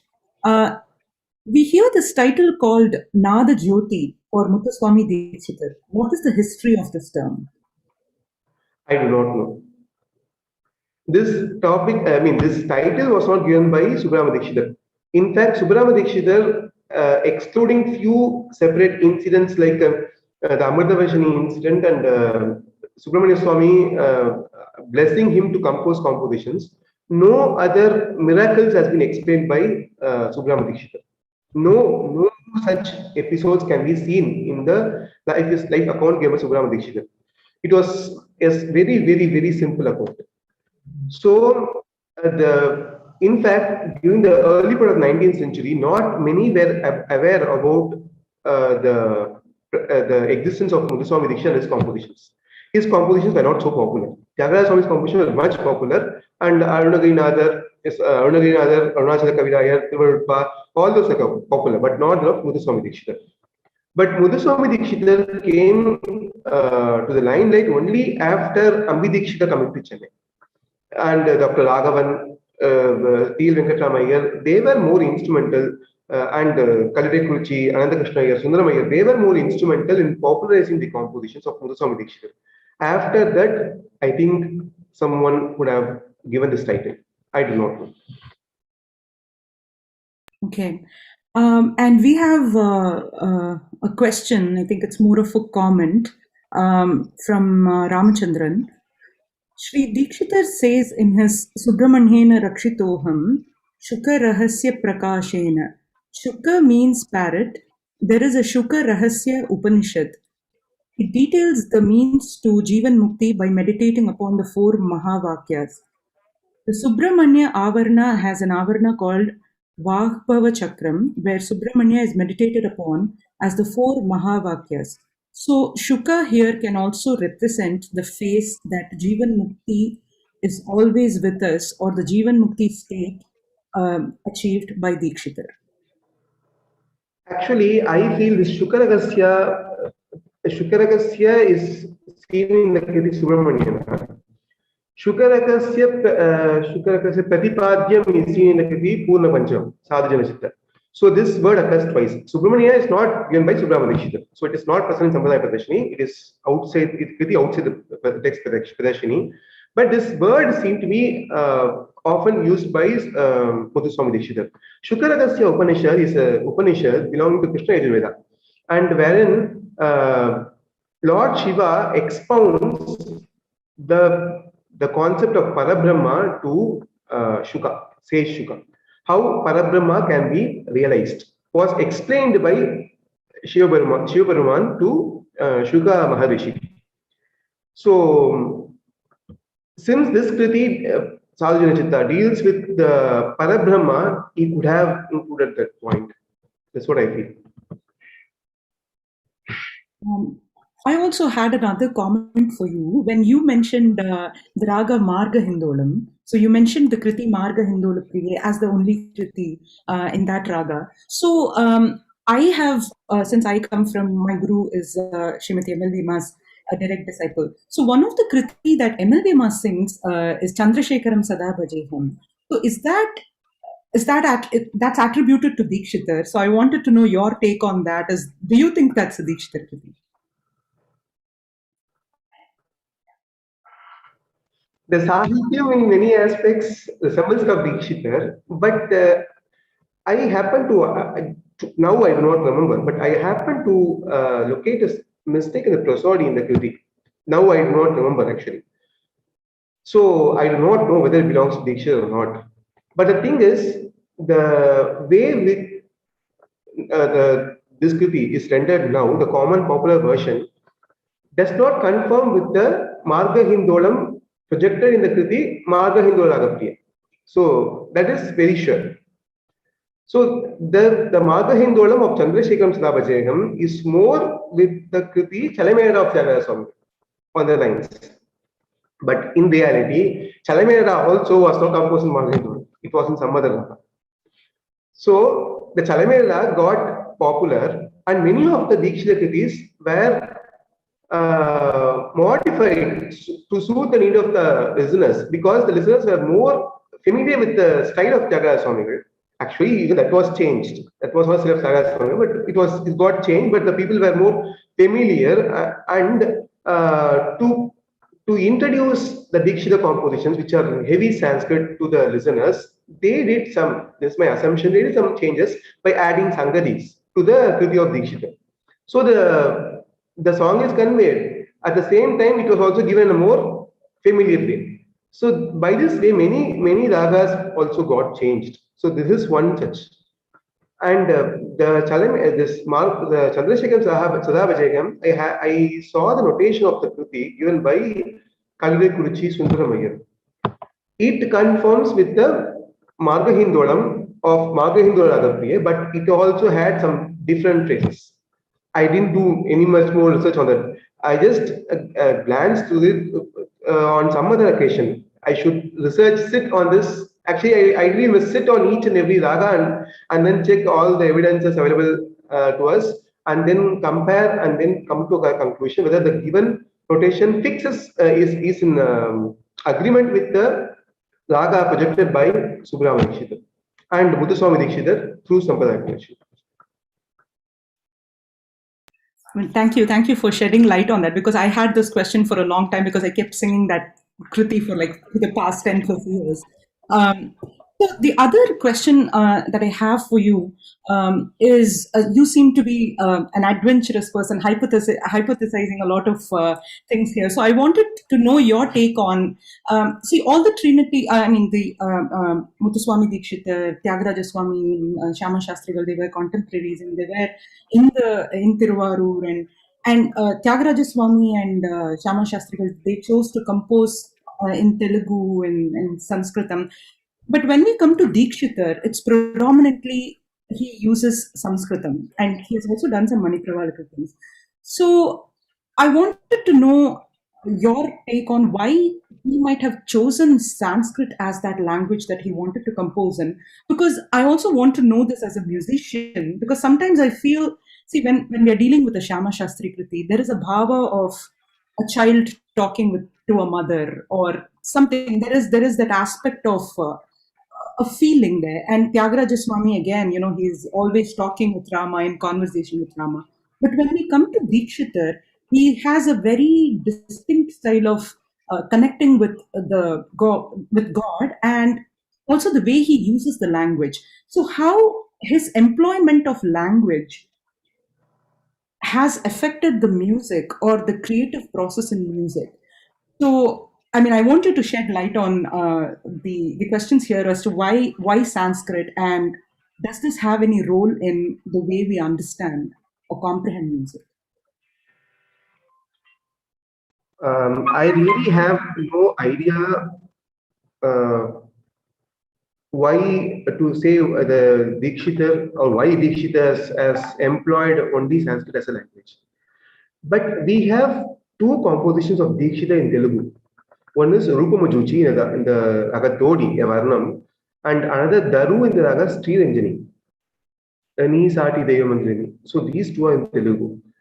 So if even in the beginning of the last century, many of the local residents here, especially in Tamil Nadu, were conversant with Sanskrit, Telugu, and Tamil. They were able to speak Telugu. This was even I have seen. Now we speak only Tamil or English, but it was not the case before. So if we progress a little bit farther from the last century, say 18th century or so, at that time people were much conversant with these three languages. So Dikshitar could have preferred Sanskrit for some reasons or other, which I'm not able to ascertain. I really do not know the reason. I don't want to hypothesize unless I'm sure. I will hypothesize only if I get some evidences and that can be joined. And certain queries like this and why Dikshitar moved from place to place, I'm surprised. I do not know. I don't want to hypothesize also because the reason is not known. One. And second thing, what you have asked? Sorry. So I wanted to know, like, how this affects The language. Yes. of the music. See, when you go to the Pradarshini, the compositions look much more complex. Especially, I want to sing the Kashi Vishveshwara that day. The Kashi Vishveshwara, the compositions like this, very big compositions. Though we might not feel, I mean, a lay listener might not much get related with the language and the music of Dikshitar. When you sing these compositions, as given in Pradarshini, you can really get a connect. But that takes time. It takes time, but you get a connect. Especially when he has used a single syllable for one swara or one tala kriya and proceeded, it is not Vilambakala as always. It is also few kritis are in Vilambakala, but few are also in Madhyamakala also, normal tempo also. And I would like to compare the hymns of Alvar, Arunagirinathar, and Adi Shankara. Arunagirinathar verses are always like repenting for his mistakes. I have done this. I have done that. Please excuse me. But we do have few gems of Arunagirinathar where he has expounded the full of tantric philosophy and involving chakras in single verse. That's different. But majority of these compositions are like self-repenting. This he repents himself for making some mistakes. Take the parsons of Periyadvan. It is more like talking to a child. He has enjoyed or he has celebrated Krishna as his child. Compared with the compositions of verses of Adi Shankara. Adi Shankara is just a praise. He just sits there, meditates, and gives some slokas. Does it mean that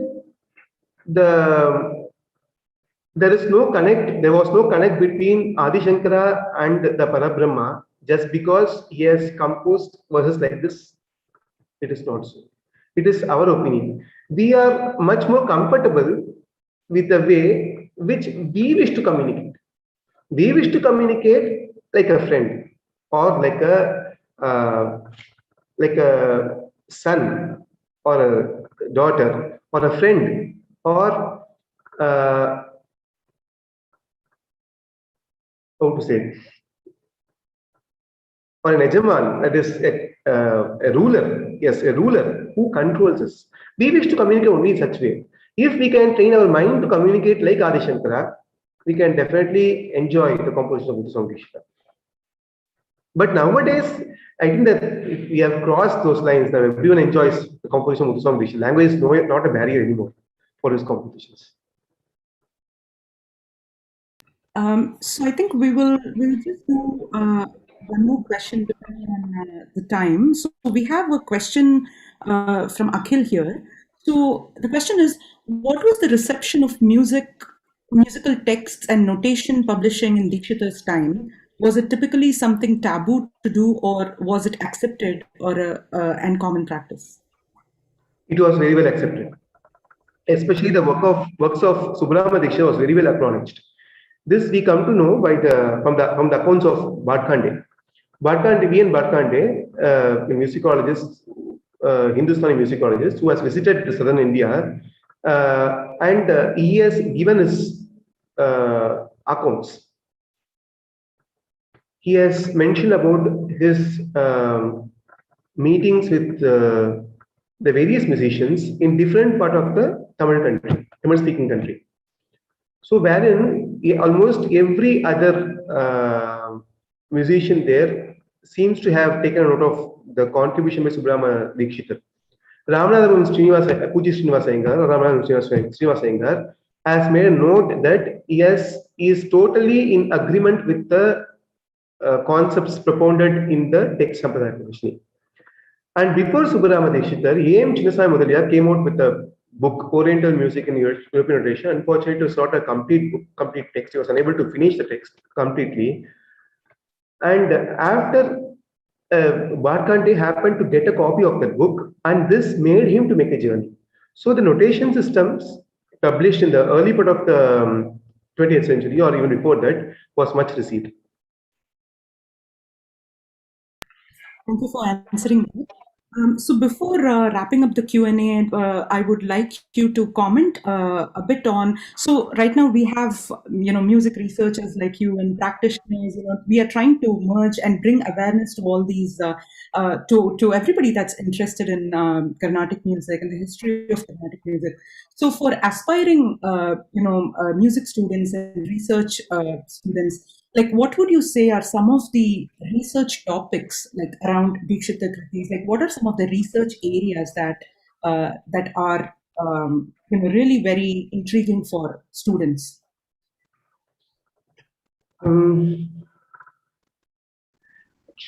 It's very difficult to suggest some topics.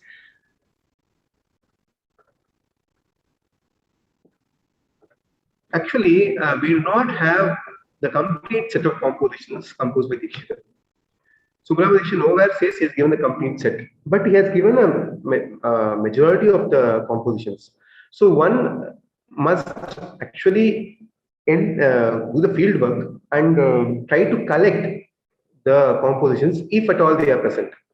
I am doing that, but this is not a work that can be done by a single researcher. It has to be done by a group of researchers who are much interested in sharing the knowledge also. So what we see is, either we do not see researchers doing this kind of difficult work, or we see researchers who do not wish to share the knowledge. So these two are commonly seen.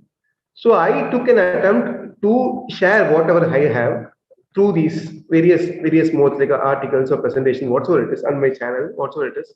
And I wish the other researchers must join, and we should do as a team to collect the compositions, if or the versions which, if at all, they are existing. It's a very difficult job. It is not at all an easy job. We must first identify the descendants. We must find the families, and they should have the manuscripts, and they should be willing to donate us. So all these points are there. I am doing that, and hence I am much more confident that it can be considered as a very difficult work. It is not an easy job, but we need more hands to do this. One. Second, we believe all the compositions that are available as to be Dikshitar. No problem in singing those compositions. I'm not talking about the concert point of view. In concert, it's the interest of the musician. If the musician likes the song, he can sing. The one thing is he can just make a note, this attributed to Dikshitar. That's a word I wish if they can add, else it's not a problem. So I'm not talking about the concert. I'm talking about the research work that can be done by any devotee of Dikshitar. Not necessarily a student in music must do that. Any devotee who is interested in knowing the composition of Dikshitar can do this research. So what they can do is they can actually collect the available versions and they can compare with what it is given in the version given in Sampradaya Pradarshini. Because having been in touch with these old versions, both Jagara Swamigal, Jama Sastrigal, Muthuswami Dikshitar and others, I can definitely say his versions represent the music of that period. There might be, if you want to be much more objective, you can say some amount of depreciation can be seen in the versions given by Subramanya Dikshitar. But as a devotee of Subramanya Dikshitar, I can definitely say they represent almost the near original versions. But so why I'm saying this is, the researchers can actually sit and compare, and once they compare, they can really understand what we sing is not the actual, could not be the actual musical form. Leave alone the composition. The musical form has changed a lot. So once you go to that point, next you should sit and work on the available versions and identify how they differ from the versions with the same raga or different raga given in Pradarshini, because we tend to find a specific pattern followed by Muthuswami Dikshitar.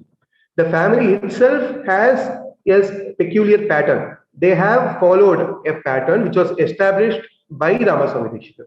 Ramaswamy, the musical style itself was established by Ramaswamy Dikshitar for this family, and the four Dikshitars has followed a pattern. But they were not merely copying each other. They individually developed their own style. So the individual stamp of Dikshitar is also easily visible in the composition given by Subramanya Dikshitar. So there is no doubt that the given composition was composed by Subramanya Dikshitar or Muthuswami Dikshitar or someone else, because once we identify these indelible impressions or stamps created by them, we can easily locate or match them with the composer. So these kind of the stamps are definitely missing in the later compositions. The music might be original. I'm not saying all the kritis not available in Pradarshini are fake. Not at all. There are many genuine kritis. My point is, not all the compositions available outside the Pradarshini are original. And second thing, for the few ragas, the music has been changed because change is inevitable. As we come down from the time of composer, the changes are inevitable. They are tend to creep in. That we cannot help that. There is nothing to fine about that. But what we can do is we can keep the routine versions for concerts. That's okay. But other than that, we must do some research. There's no point in just saying I'm a devotee of Dikshitar. But he has given us a wealth of knowledge. We have gained knowledge. We have gained the musical listening ability only by listening to Dikshitar. What have we done in return? We should do only this is the real tribute that we pay to Dikshitar. We must sit, and it doesn't mean we should change the existing system. The existing system can proceed, can be alive, no issues. We should take attempts to collect the original kritis, to identify the original kritis, and 3, to get the original music. And with these aims can be achieved only with the help of Subramanya Dikshitar. Subramanya Dikshitar is the only guiding light. The only other manuscript that I came across, and much more genuine one, is the one in the possession of Sri Shivakumar, a descendant of Tanjavur Quartet. He has some manuscripts, and I was blessed to see them. I happen to analyze very few kritis between these two, Sampradaya Pradarshini and these manuscripts. They really coincide. Not much difference are there. Third one, the Diksha Kirtan Prakashika, which is much more famous, written by Tirupambaram Swami Pillai. Unfortunately, he has published only 50 compositions, and those also match with Subramanian Dikshit's one. So what I wish to say is, the researchers must, if at all they want to do something on Dikshitar, away apart from the routine things you can do, you can take a composition, Panchalinga Kritis or Panchabhuta Kritis, just do a music analysis. All these things can be done. Okay, that is okay. But apart, I'm not talking about those regular ones, some difficult one, but really they are enriching and more applaudable. They are to be performed not by a single person. A group must get involved, and they all must be willing to share the knowledge. That is also important. Only then we will be able to do something productive, to know the musical legacy of Muthuswami Dikshitar. And the music of Muthuswami Dikshitar is not to be studied alone. It is to be studied with the compositions of his father and his nephew. Only then we can understand. Else it is very difficult. Thank you very much for that elaborate answer and shedding light on all these important topics, because we have seen a lot of regular research and thank you for guiding us with those opening those doors for us, and the way we can think about Dikshitar and understand about him. Because the way I would like to think is that this is like an ecosystem. The musicians, the researchers, the teachers, the students, the people who are enjoying Rasikas. So everybody is an ecosystem, and everybody contributes, in their own unique way. So, and we all need to come together to create awareness, to understand and enjoy this art form better. And absolutely, the work that you're doing is amazing and was so valuable to all of us. And thank you very much for sharing your knowledge with us. As you said, it is, not only just doing the research, but actually sharing what you know and willing to collaborate with others and participate in a conversation. So I take this opportunity to thank you so much for patiently answering all our questions and giving us this fascinating talk today with so many details. I'm sure all of us here have many takeaways from your talk. So I thank you very much, and we will also be providing your YouTube link in this video, so people that are interested can look into your videos. And if you would like to share your email or anything that you want to, then that's also possible. So thank you very much, Aravindhan, again once again for sharing your insights with us today. And at this point, I would like to pass this back to Akhil. So Akhil, if you're here, please take this over. Yes, I just want to first reiterate Srividya's remarks. Aravindhan, thank you so much. It was such a fascinating lecture, especially since I know very little about Carnatic music and also about Dikshitar, although I love his music. So it's important to understand Dikshitar's life journey, because it also informs the music that he created and the contributions that he has given. So thank you so much for providing such an enthralling lecture, covering many different aspects and perspectives of Dikshitar's life and his creative outlet in music. And for those of you, again, who are interested to stay in touch with Aravindhan's work, please search for the YouTube channel The Lost Melodies, where Aravindhan explores and presents old versions of kritis from various manuscripts. And he, again, like he said, he shares some of his findings and research there as well. I would like to thank Divyanand Caird of Brihadvani, UK, as well as Chennai-based music archivist S.L. Narasimham for connecting me with Aravindhan for this lecture. Yasalji, I know you're here on the call with us, so thank you so much for, My pleasure always. I'm looking forward for more such sessions from for you. Yes, yes, I'm I want also to looking facilitate forward. more such and not need to kind of introduce and enlighten the Rasikas of the side more of the music that's not been shown to the outer world yet.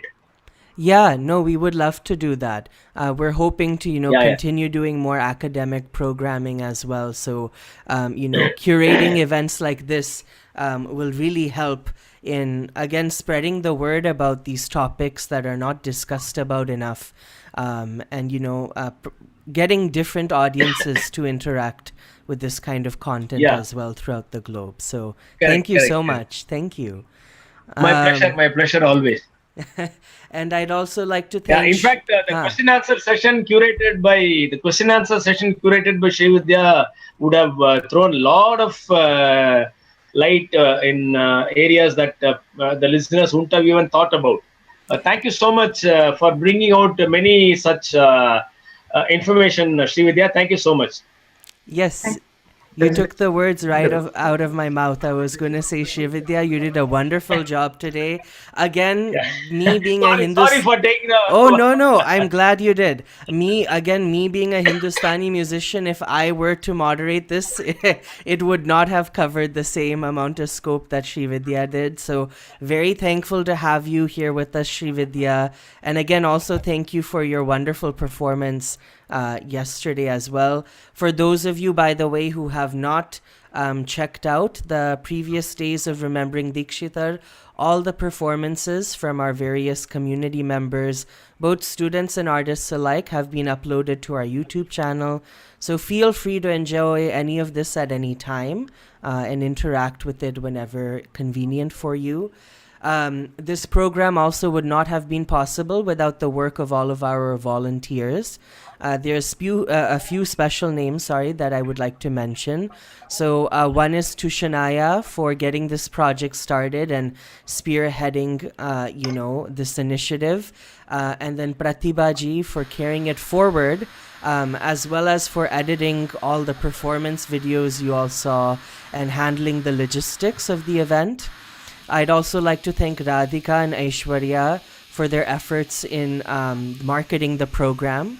A big thank you also to all of our community partners, Kasturi Cultural Society, Shankara Jayanti Vancouver, and Sangeeta Maruti Academy for helping spread the word in their circles.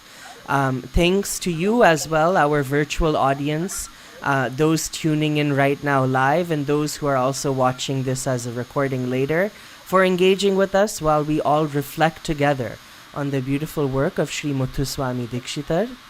Before we end for the night, I just have a few announcements for some things coming up. So ICMSV's annual general meeting will be hosted on Saturday, November 27th at 11 a.m.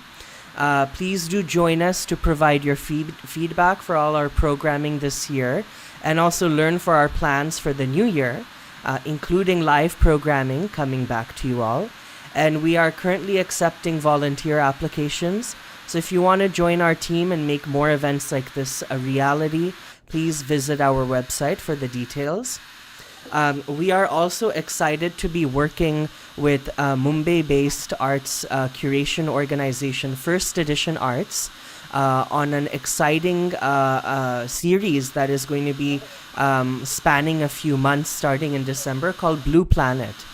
And Blue Planet is an initiative that connects art to nature, where we have, artists from different, genres and calibers such as T.M. Krishna, Bombay Jayashri, Buddhaditya Mukherjee, coming together to give virtual performances which have been recorded in pristine natural venues, such as parks and heritage sites across India, in an effort to raise awareness about things like climate change and environmental conservation. So details about this wonderful partnership will be coming out soon.